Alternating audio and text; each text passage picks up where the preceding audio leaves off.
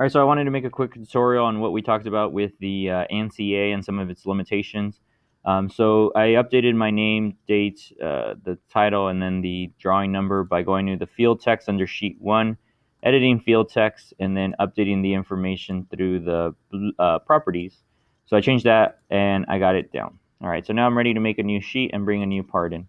So I click new sheet, and unfortunately blue part is still there. The problem with that is even if I go ahead and bring in a new part, so I can select the yellow part, we'll say, it's still going to say blue part on the title block, and that's not accurate. And the title block is informational. It's meant to tell the viewer information about the part. So why is that happening? Well, it's because of the ANSI itself.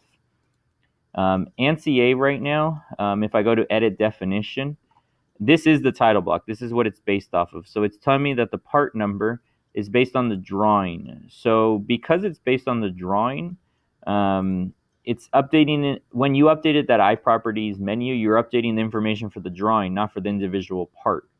So what I'm going to do is I'm going to delete that, and I'm going to go ahead and insert a new parameter. So I'm going to base it on the model, part number, then I'm going to click this X. So I deleted the old one. I click this X with the arrow, so add text parameter.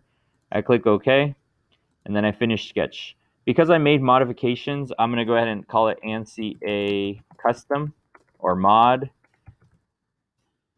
So I modified it, I save it, and now what I'm going to do is I'm going to go ahead and delete this ANSI. So I'm going to click on the sheet, I'm going to delete it, and then I'm going to insert the new one. You'll notice that for that one, it's blue part. I'm going to do the same for this. I'm going to go ahead and click on this sheet. That's my yellow part. I'm going to delete it, and I'm going to insert my new ANSI, and it's called yellow part. If I make a copy of this with the new sheet, you'll notice that if I bring in a different part like brown part or green part, 1, 2, 3, 4. If I just modify that, it says green part, has my name, title, date, and all those things, okay? So it's about changing the ANSI. I added a new ANSI mod title block, so this option will exist on new projects as well. So that's how you change it, especially for this project, since you're going to be creating new sheets, and you're going to create 5 total sheets off this one example. So do it at the very start before you even create the sheet 2, and you won't have any of these issues where you have to delete it and reinsert it 5 different times, okay? All right, that's it.